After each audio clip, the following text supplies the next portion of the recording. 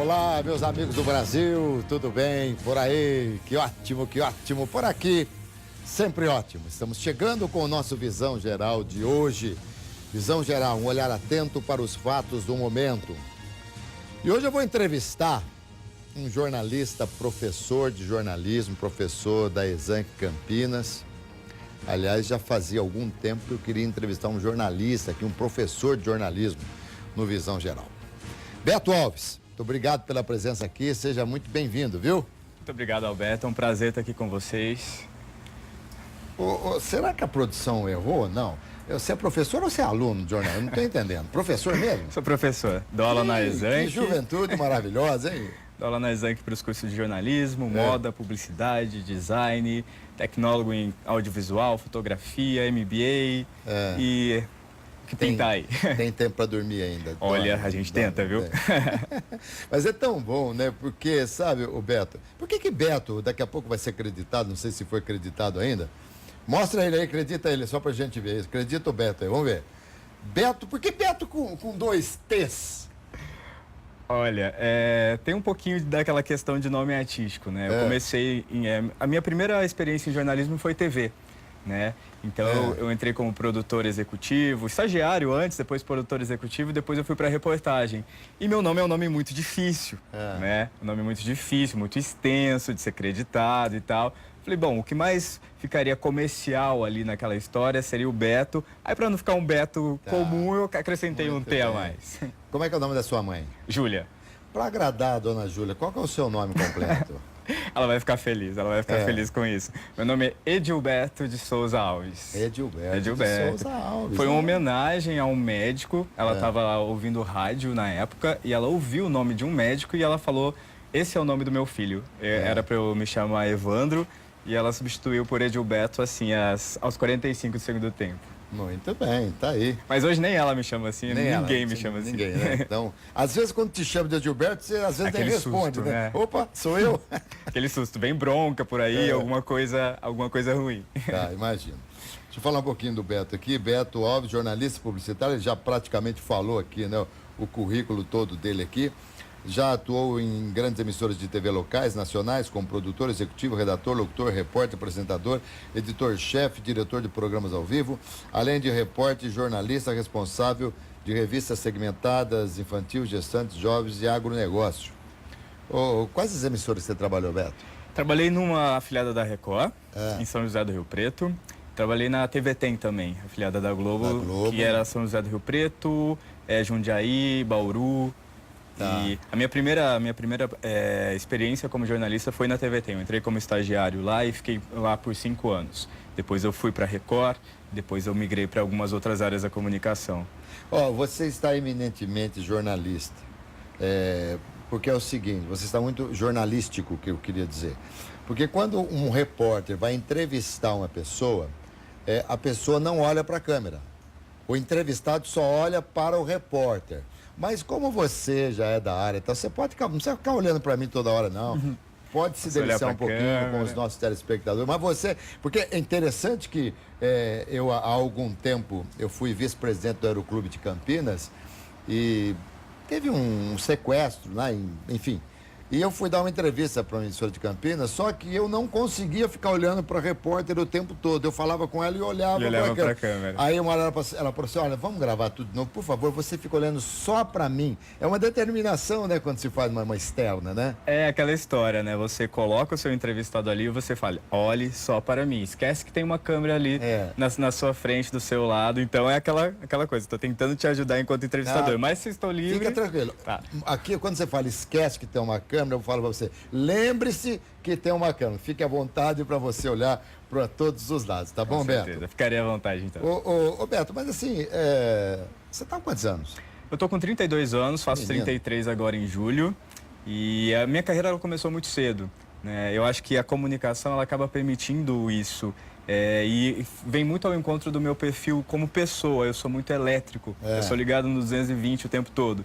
Então, assim, quando eu começo a falar, quando eu começo a pensar na minha carreira, no meu currículo, eu lembro de épocas em que eu estava fazendo 4, 5 coisas ao mesmo tempo dentro da minha profissão, né? Então, enquanto eu era estagiário, por exemplo, eu tive uma revista Então eu tinha lá os meus 20 e poucos anos, eu era estagiário, eu tinha uma revista, eu já me aventurava em rádio e foi sempre assim. Então eu sempre procurei abraçar as oportunidades, as brechas que eu encontrava pelo caminho para conseguir aprender muito na época, né? Eu queria sugar as pessoas, todo mundo que passava pelo meu caminho, eu queria, peraí, me ensina, eu quero aprender, me mostra como faz que eu quero aprender. Então, como estagiário, eu chegava muito cedo na TV, eu era sempre o último a sair, as pessoas falavam, Beto, vai embora. Eu falava, não, eu quero ficar só para ver como faz isso, como faz aquilo. E nisso eu fui fazendo e aprendendo muitas coisas e sempre muito antenado, sempre muito atento. Você é de Campinas? Não, eu sou de uma cidade de São José do Rio Preto, fica a 390 quilômetros aqui de Campinas. Rio Preto. Região dos Grandes Lagos. Quantas vezes estive lá para narrar futebol. Que bacana. Eu sou do tempo do Mário Alves de Mendonça, o estádio ficava do lado do cemitério ali. O jogador estava a bola muito forte, ela caía lá do cemitério. De dia tinha como ir buscar, agora de noite os caras deixavam a bola para pegar no dia seguinte. Que é uma bola, né? No dia seguinte a gente pega, né? Exatamente, né, Beto? Agora, você é professor de jornalismo. Também. Eu comecei na faculdade na Exanc em 2015 para dar aula de jornalismo. Né? Era uma vaga que existia na época. E aos poucos eu fui assumindo outras funções, outros cargos, assim, outras disciplinas, né? Aí eu assumi publicidade, aí depois eu tenho uma disciplina que eu dou que é muito interessante, que eu recebo os calouros. É uma disciplina que chama Elementos e Técnicas de Comunicação. Ali eu recebo o profissional que está entrando para o jornalismo, publicidade, design e moda. Geralmente são 90, 100 alunos numa mesma sala, muitas expectativas diversas ali na sala e eu passo um pouquinho de cada carreira, de cada área para essas pessoas. Entendi. Então é uma disciplina bem interessante porque eu consigo mostrar um pouquinho do que eu já fiz e conectar essas pessoas com o mundo real, com algumas atividades práticas que nós desenvolvemos. Beto, já que você falou em mundo real, né? Você que ligou a televisão agora, estou entrevistando aqui o Beto Alves, jornalista, professor, design, o currículo dele é enorme aqui. Vamos falar assim do jornalismo efetivamente. Todos os anos as faculdades despejam no mercado aí, nossa, tantos jornalistas e tal. E o que, até por conta da crise, a gente vê restrição, redução, e muita coisa. Eu confesso a você, eu estou há 47 anos no jornalismo, narrando futebol, mais no jornalismo esportivo, agora já num segmento um pouco diferente. E eu já passei por muitas e muitas crises, nunca uma como essa. Estão enxugando muito. Qual o futuro desses jornalistas que estão sendo despejados no mercado? O jornalismo ele está se adaptando, eu costumo dizer, né? Ele está se adaptando às novas mídias, está se adaptando à tecnologia. Foi inclusive uma busca pessoal. Quando eu comecei a ver que o jornalismo ele estava um pouco limitado dentro do meu campo de visão, eu fui buscar uma especialização. Aí eu busquei o marketing digital. E no marketing digital eu encontrei uma saída aí para o jornalismo, que é o futuro, eu digo, da carreira, né? Que é essa convergência da maneira antiga de fazer com essa maneira, com esse futuro aí que a gente já tá vivenciando, né? Do ao vivo, em tempo real, um aplicativo, uma rede social furando todas as emissoras do país, por exemplo, né? Antes você precisava ter uma estrutura de uma redação com 20, 30 jornalistas. Hoje, uma pessoa apurando lá um Twitter, por exemplo, ela consegue... dar conta, né? Ela consegue sair na frente de muitas emissoras, né? Nós temos aí casos, né, de grandes feitos e grandes acontecimentos nacionais que surgiram primeiro no Twitter. E lembra, né? Antes você precisava ver em determinado telejornal para saber se era real ou não, né? Mas você vê que coisa interessante. Você falou aí de algumas mídias eletrônicas que acabam passando à frente de determinadas outras mídias. Agora veja, os últimos que até final de 2006, né? Em 2006, até 2006, nos últimos 15 anos, eu comandei aí uma equipe esportiva do Rádio AM na cidade de Campinas e eu dizia para os meus repórteres, não se preocupem em dar primeiro a informação. Porque eu acho que hoje, com Facebook, com Twitter, com Instagram, com todos esses sites, não tem com você, nem há necessidade de você dar informação em primeiro lugar. Há, sim, a necessidade de você saber repercutir a informação. Eu estou errado, não? Não, brilhante. Brilhante a sua colocação. E é mais ou menos como eu penso. Essa coisa do furor jornalístico, de querer furar, né? De querer ser o primeiro, de estampar lá. Você não viu isso em outro lugar? Eu acho que isso está meio fora de moda. Muito, né? muito. Acho que hoje eu acredito muito na notícia bem dada, né? Na matéria bem apurada, nas melhores fontes, né? No cuidado com cada informação que você colocou no ar. Mesmo que a sua matéria venha depois de um dia inteiro sendo essa mesma notícia tendo repercutido em redes sociais, mas às vezes aquela matéria ela vai ser compreendida de uma maneira melhor. Porque, por exemplo, no Facebook, Twitter, nós falamos muito nesse imediatismo, né? Só que ali você não tem profundidade, né? Você tem manchetes, pessoas que vão se orientando por aquelas coisas que estão sendo postadas, mas elas não leem, elas não têm aquele cuidado de ler até a terceira linha daquilo que está postado. Então, eu costumo dizer que são especialistas de manchete, né? Então não tem profundidade naquele assunto. A manchete e o lead, né? E o lead. Acabou. Isso.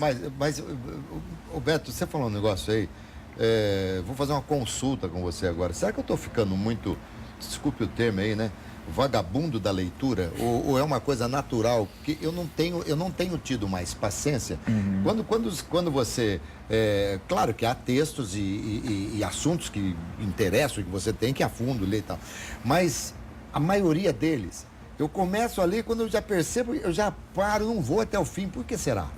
Alberto, não é só com você esse problema, não. Eu que tenho muito contato com alunos, com muitas pessoas de diferentes idades, eu percebo que isso é uma reclamação generalizada. As pessoas, elas não têm mais paciência para ler.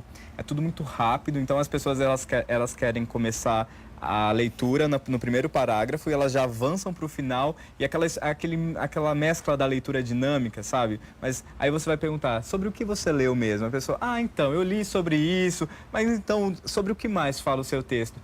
Fala sobre isso. Sim, sabe, foge pela tangente, assim, porque as pessoas não querem se aprofundar muito no assunto. E aí aquele fenômeno que a gente vive, né, de muitas informações o tempo todo, muitos canais, muitos veículos, muitas formas de você receber informação, e o ser humano, ele não está preparado para esse acúmulo de notícias, de informações, né? Beto, será que é por isso que as pessoas falam, e eu falo muito isso, mas, gente, como o tempo está passando rapidamente? Porque, por exemplo, vamos imaginar, uma viagem de 5 horas num avião, sentado 5 horas, porque o avião é isso aqui, se pegar um tempo bom, a gente é como se estivesse sentado aqui na poltrona. Não tem paisagem nenhuma, você vê uma nuvem aqui, às vezes nem vê, porque está bem acima da azul, você não vê nada, é só aquele azul. 5 horas ali é uma eternidade. 5 horas num automóvel, você vendo o trânsito passando, tendo paisagem e tal, passa mais rapidamente.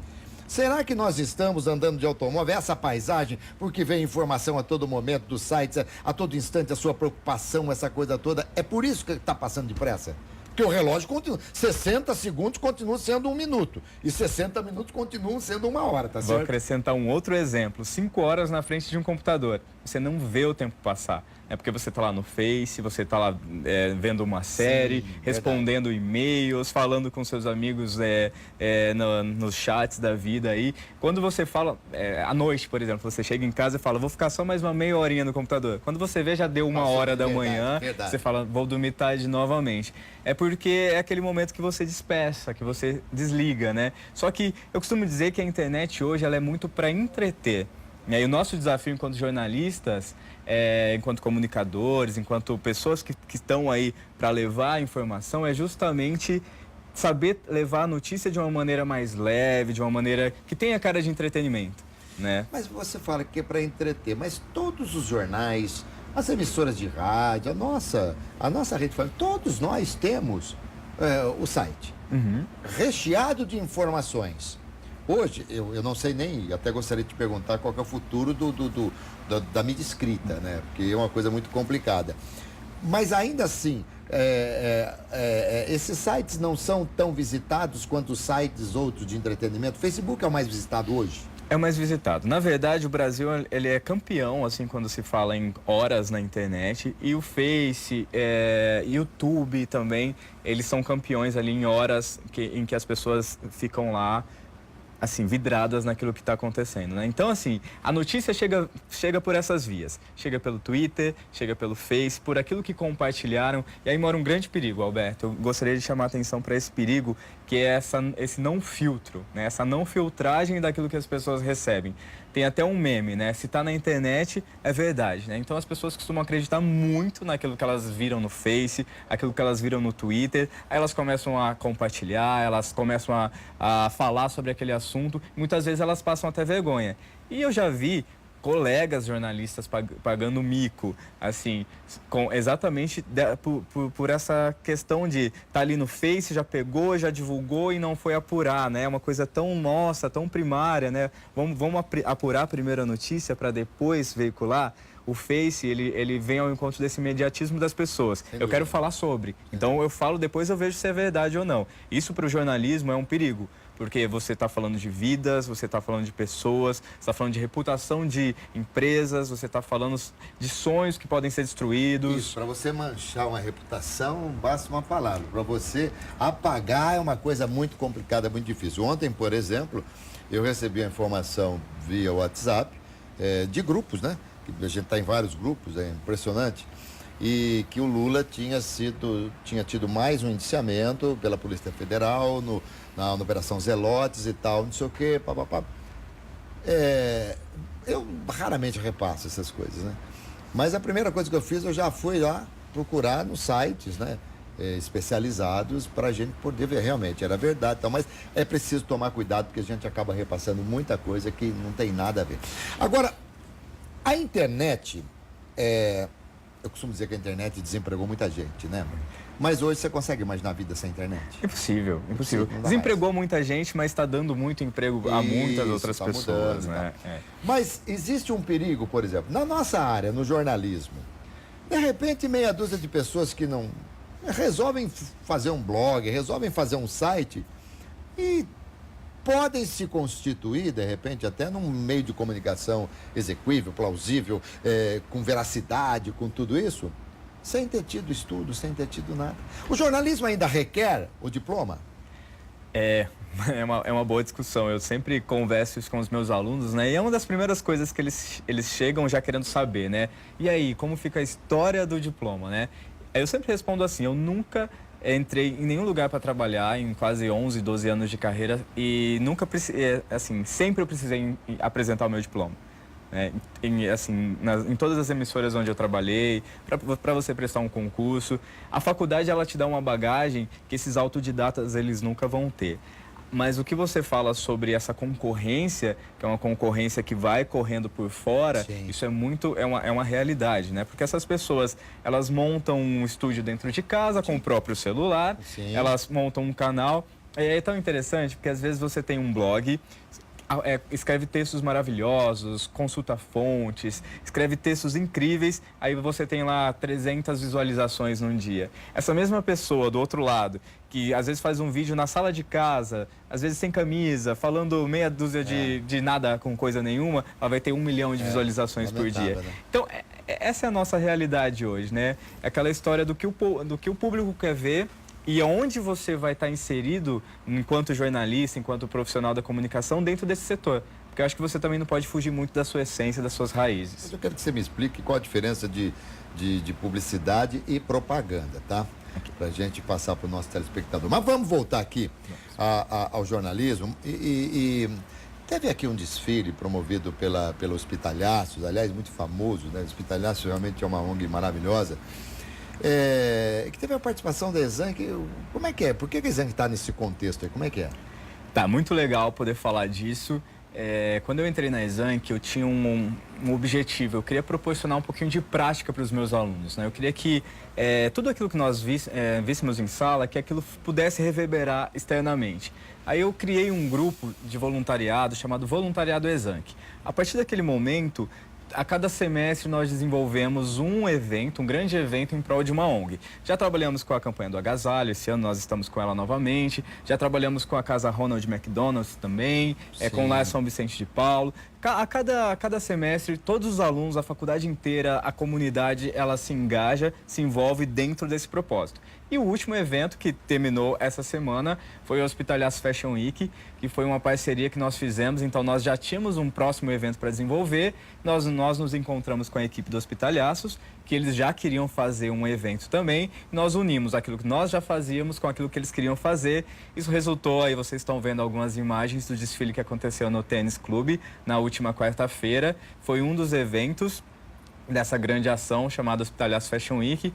Todos esses vestidos que vocês estão vendo aí são vestidos de doações de senhoras aqui de Campinas, são vestidos de grifes renomadas, vestidos assim que as pessoas realmente têm muito interesse em ter no guarda-roupa, e eles foram doados. Tivemos aí um manequim masculino também doando e desfilando. E esse desfile ele teve um tema, né? A semana inteira ela foi baseada em felicidade é um estilo de vida, né? Então nós falamos que o que você vai, sofrimento é inevitável, né? Mas o seu olhar sobre o sofrimento, como você vai encarar esse sofrimento é que são elas, né? Então escolher ser feliz é o nosso lema, né? E aí, somado a tudo isso, nós desenvolvemos essa semana. Esse desfile teve um fundo filantrópico, né? Completamente filantrópico. Tá. Tudo começou na semana do dia 8 de maio, né? Em que nós fizemos um desfile na Exanc, aí com a produção própria das alunas da Exanc. Aí, novamente, aí no Tênis Clube, na quarta-feira, que foi o segundo dia de desfiles. Todos esses vestidos estavam sendo vendidos no local. E eles são vendidos também no bazar da ONG Hospitalhaços, que hoje é uma das maiores fontes de renda da ONG. Aí você vê, vocês veem algumas pessoas observando as peças, aí um pouquinho a Beth, o pessoal aí da ONG. Maneco, marido da Beth. Isso. Aí as pessoas, a nossa primeira dama ali também, que madrinha da instituição. Ali a nossa equipe, né, a equipe de organização do Hospitalhaços. Foi uma festa produzir isso, assim.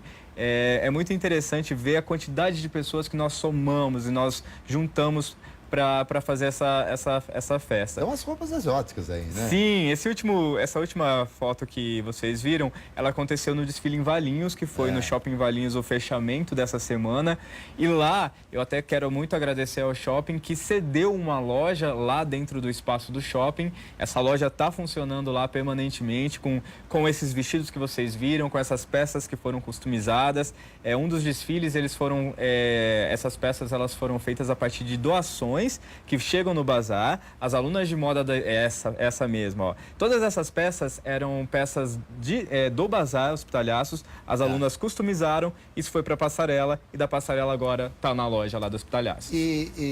Bom, os vestidos que foram vendidos, enfim, ali já o dinheiro foi arrecadado, e os que não foram vendidos? Tá, os que não foram vendidos, eles estão nessa loja em Valinhos. Saindo da loja, eles voltam pro bazar, né? Então a pessoa tem a opção de ou visitar na loja, conhecer lá a loja que foi montada, ou se dirigir diretamente ao bazar, onde ela vai encontrar moda masculina, feminina, infantil.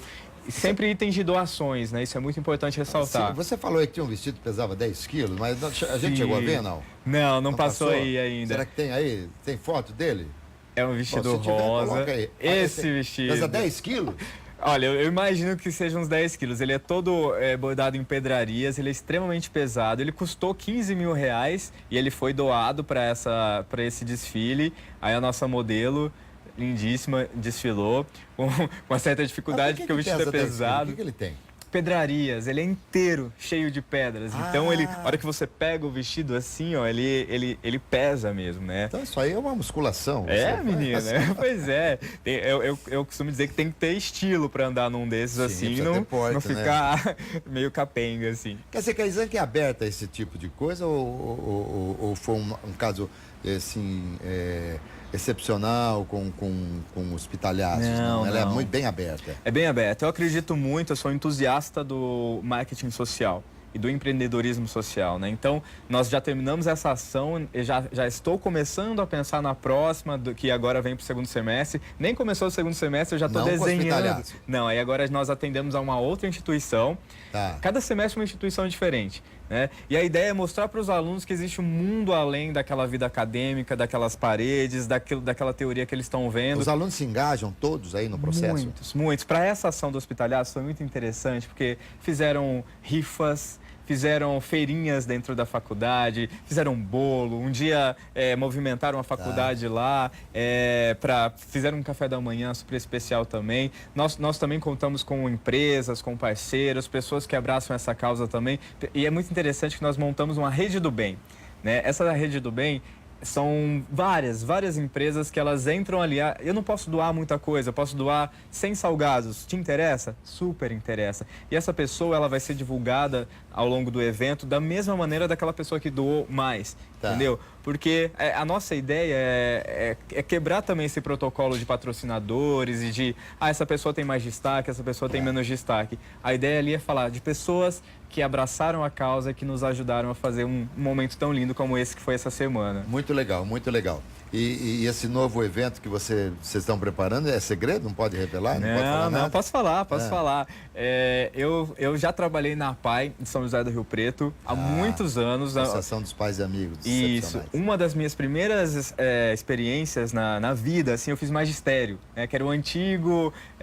Normal, não é? Normal científico, não me lembro mais. Isso. Eu estudava para ser professor naquela época. Olha que loucura. E aí eu trabalhei na APAE por 2 anos. Inclusive, estou dizendo aqui em primeira mão que vou convidar a APAE para participar do próximo evento. Eu não fiz ainda o contato, mas eu quero muito que aconteça, porque eu tenho muito amor por essa causa e eu sei que eles precisam muito de ajuda, porque eu já estive inserido dentro de uma APAE. Eu sei o quanto cada doação é bem-vinda, bem empregada e o quanto faz diferença na vida daquelas pessoas que estão lá. Muito bem. Parabéns. Obrigado. Vamos lá, então. Deixa eu voltar àquela pergunta que eu te fiz. Qual que é a diferença, já que você também é professor de publicidade, propaganda, qual que é a diferença da publicidade e propaganda? Tá, ali a publicidade e propaganda atualmente, ela está muito voltada para comunicar uma marca, para comunicar uma empresa, para comunicar uma filosofia empresarial, né? A propaganda, ela vai levar a questão ela vai divulgar aquela marca. E a publicidade, ela vai trabalhar nesse universo ali para reforçar esse pilar de comunicação mesmo. Nós podemos até imaginar que a publicidade é algo mais institucional? Também. Seria mais exatamente. Mais ou menos isso. Aí as pessoas fazem muita confusão com marketing também, né? Que as pessoas fazem uma certa confusão. Publicidade é a mesma coisa que marketing. A publicidade está dentro do marketing, mas marketing não é só publicidade, né? Marketing já é uma esfera maior, que já vai por satisfazer desejos do consumidor. Aí você tem pilares relacionados a produtos, pilares relacionados a preço, a promoção e a comunicação em si. E o Brasil é bom de publicidade? O Brasil é bom? O Brasil se vende bem? Nossa, o Brasil, ele tem a criatividade na veia, né? Eu acho que o brasileiro, ele aprendeu a dar um jeito, ele tem esse bom humor que é muito nosso, é muito característico, né? E isso acaba sendo visto na publicidade, nas campanhas, nas peças, né? Eu acredito muito na publicidade brasileira, acredito muito naquilo que a gente faz. Eu vejo excelentes campanhas e eu vejo um potencial aí da publicidade que só tende aí a crescer. Hoje, quando você conversa com seus alunos, e por aquilo que você ouve também, por aquilo que você vê, o trabalho dos jornalistas, jornalismo é algo que se aprende ou é algo que já você nasce com ele? É engraçado isso, porque é difícil encontrar um jornalista que do nada decidiu ser jornalista, né? Eu, por exemplo, desde criança eu pegava os perfumes da minha mãe e brincava de microfone, assim, ia pra frente do espelho e ficava lá fazendo os meus programas, fazendo as minhas apresentações. Eu acho que tem um pouquinho de vocação, acho que isso vem com a gente ao longo da nossa trajetória. Mas você pode aprender as técnica de entrevista, você pode aprender técnica para elaborar bons textos, para como se posicionar em frente a uma câmera, por exemplo, para saber qual que é o melhor ângulo e entender como falar um texto em 30 segundos e esse mesmo texto falar em 1 minuto e meio. São técnicas que você vai aprendendo, né? Ainda existe aqui, quando eu estudei, era assim, quem, quando, como, onde, por quê. Sim, Ainda existem esses 5 detalhes da notícia? Existe. Eu acho que é uma base ali tão sólida, né, para explicar uma notícia, né? Eu trabalho bastante com essa pirâmide aí invertida também, né? De dizer o fato mais importante para o menos importante, né? De localizar o leitor, o espectador, aonde aconteceu, quem aconteceu, como aconteceu. Por que aconteceu? Porque... Tá, E funciona, né? É. Funciona. Eu acho que desde que o mundo é mundo, as pessoas aprenderam a receber notícia, aprenderam a receber informação assim. Sabe, uma coisa muito interessante que eu vejo, interessante e, sobretudo, para mim, muito triste, né? Porque eu não sou professor de jornalismo, talvez para você não seja tanto, mas, invariavelmente, a gente ouve o rádio mais especificamente, a seguinte notícia. Olha, acabou de acontecer, primeiro que acidente acontece. Tem gente que fala, olha, vai acontecer amanhã a rodada do Campeonato Brasileiro. Vai acontecer nada, vai ser realizada. Porque o que acontece é o imediatismo, né? Mas vamos lá. Aconteceu um acidente aqui na rodovia tal, envolvendo um caminhão e um automóvel no quilômetro tal. O trânsito está completamente parado, o caminhão pegou fogo e tal, e fala um monte de coisa. Dá a impressão de que ao final da notícia ela falaria assim, um detalhe, morreram 2 ou não morreu ninguém. Como passou a ser tão banalizada a informação, no sentido de que a vítima deixou de ser a prioridade do acidente? Engraçado que numa dessas últimas aulas de jornalismo eu falei algo parecido com isso, né? Eu falei que ao final da notícia parece que o repórter ali, o off, parece que você vai escutar um gol. Parece que eles vão falando numa velocidade, com entusiasmo ali sobre aquela notícia, sobre aquela tragédia, comemorando aquilo, né? E aí você vê uma ascensão muito grande de um tipo de de um jornalismo mais sensacionalista, um tipo de jornalismo que não preza tanto pela integridade daquela vítima, daquela família que está, de repente, passando alguma situação ruim ali. E é uma verdade, é uma realidade, as pessoas gostam. A gente está falando de um público que gosta desse tipo de notícia, que dá audiência para esse tipo de produto jornalístico, que a gente enquadra como produto jornalístico. Tenho lá as minhas reservas quanto a isso, mas as pessoas gostam, né? Não tem como negar, porque esses programas, por exemplo, têm muita audiência. Sim. E se tem audiência, o artista vai onde o povo está, né? Mas hoje atrapalhar o trânsito é mais relevante do que informar se teve vítima ou não teve vítima, infelizmente, né? Mas lá atrás, na música Construção, Chico Buarque já escreveu e já falou, morreu na contramão atrapalhando o trânsito, né? O mote principal da notícia é atrapalhar o trânsito, não a morte. A televisão hoje aceita bem o apresentador de barba, repórter de barba, hoje tudo bem? Aceita. Na verdade, nós falamos aí do novo jornalismo, né? É uma tendência aí, um jornalismo que ele se aproxima mais de quem está aí do outro lado da telinha. É um jornalismo... É engraçado perceber como o texto jornalístico mudou, né? Quando eu comecei a me apaixonar pelo jornalismo, a locução, ela ainda é de um telejornal...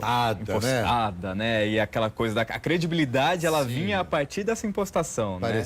Você tinha que ter um timbre de voz forte para dar credibilidade à notícia, né? E hoje não, né? Hoje nós falamos muito em storytelling, né? Que é o contar uma história de uma maneira mais fluida, de uma maneira mais suave, de uma maneira mais sutil, como se você estivesse aqui, você está comigo, nós estamos conversando, e a notícia ela tem que chegar dessa maneira, né? E a partir do momento que você vê hoje homens utilizando barbas, uma mudança muito interessante no jornalismo que eu gosto muito de ver são sotaques, né? Quando eu entrei, eu lembro, logo nas primeiras aulas, os professores falando que se você quer TV, você perca seu sotaque. Sim. E hoje você vê emissoras dando essa cara da região, mas né? Isso não é só na televisão. Não faz muito tempo, quer dizer, para a história, para mim faz. Aí a questão dos 25 anos, mais ou menos, um amigo que tinha, por sinal, hoje ele mora lá no condomínio Paraíso, que fica no céu, Alberto Rodrigues, narrador de futebol, trabalhávamos juntos, inclusive em Campinas. Ele saiu de Campinas e foi para Portugal, narrar futebol em Portugal. Ficou lá 6 anos, não perdeu o sotaque brasileiro, encontrou inúmera dificuldade para se efetivar lá como narrador.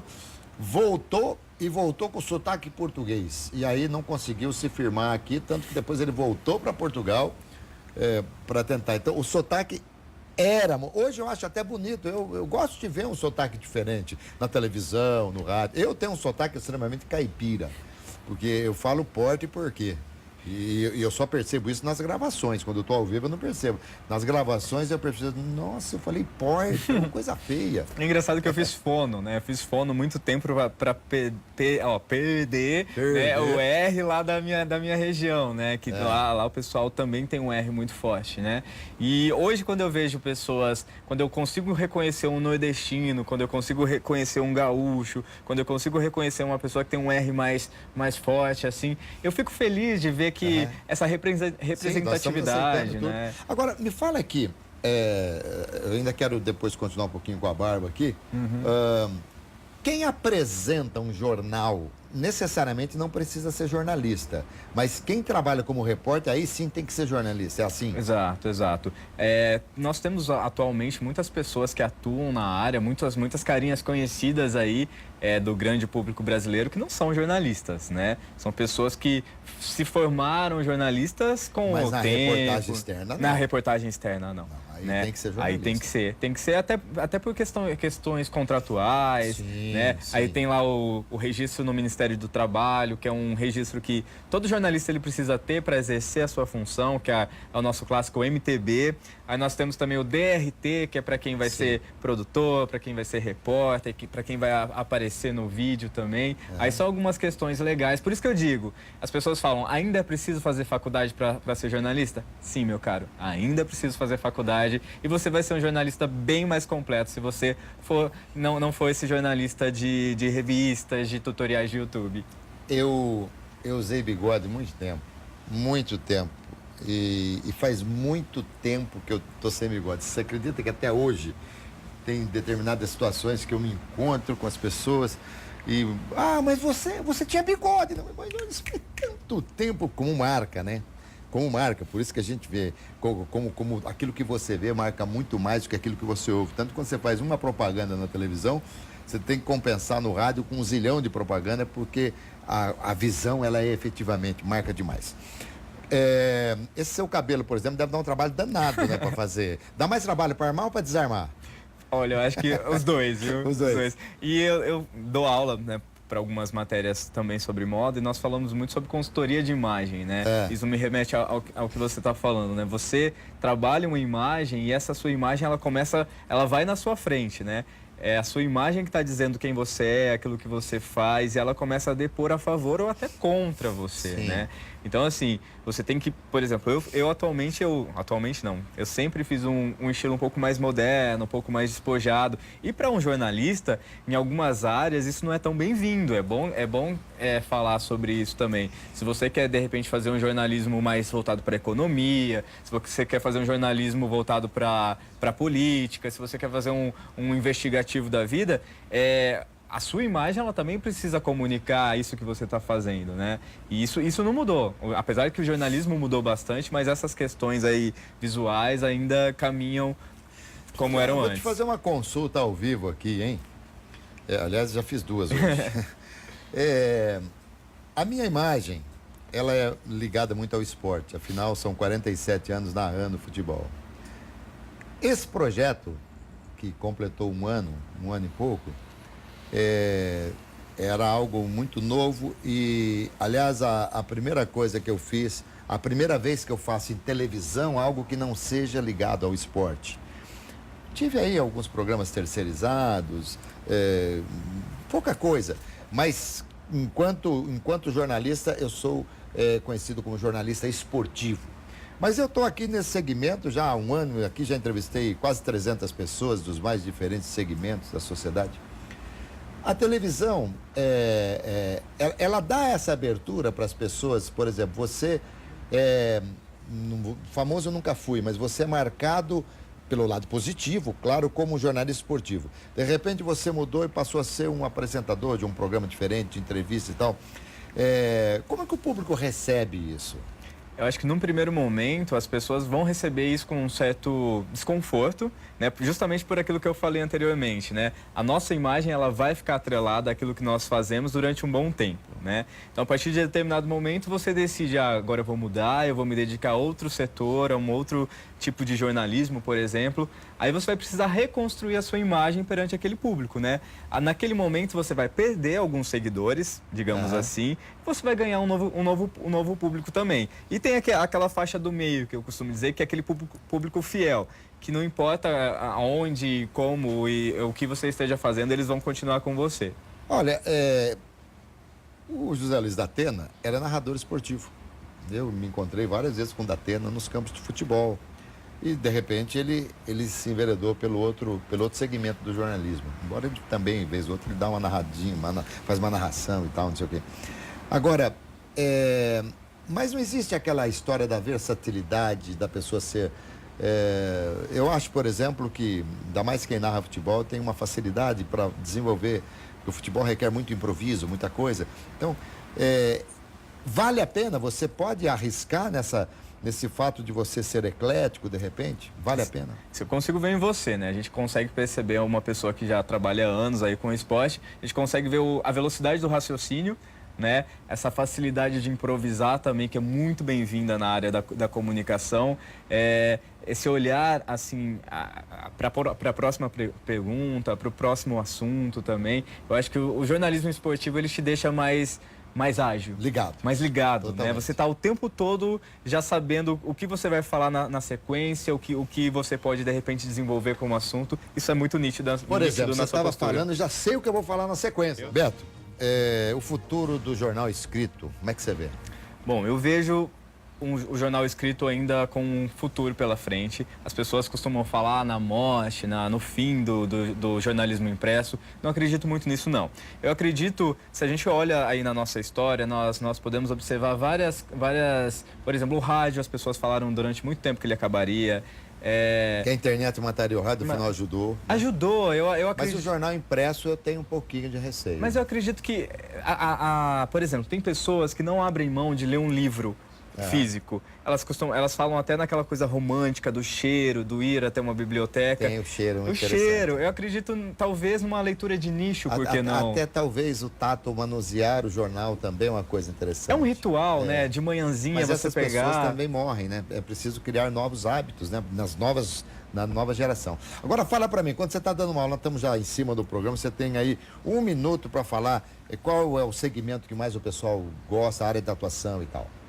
Sem dúvida, a TV é aquilo que mais chama a atenção das pessoas. Eu chego em sala e pergunto, quem aqui quer TV? A maioria levanta a mão, a maioria quer reportagem, a maioria quer colocar a carinha no vídeo. Aí, numa sequência aí um pouco mais distante, vem o jornalismo esportivo, mas com bastante distância entre apresentação, reportagem mesmo. Um pouco de colunismo social também, são as preferidas aí dos estudantes. Tá. Você queria falar um pouquinho da área de atuação? Eu acredito que o jornalismo ele tem um grande futuro pela frente. Eu acredito que a internet só veio a somar com tudo isso. As redes sociais, as mídias digitais. O YouTube é um grande canal aí aberto também para futuros grandes jornalistas. Aproveitem essa plataforma, criem conteúdo, criem canais, coloquem a sua mensagem aí no universo, porque você vai ser visto, isso de repente pode reverberar positivamente aí na sua carreira. É o que eu gostaria de deixar aí como mensagem para os futuros jornalistas, os aspirantes aí à comunicação.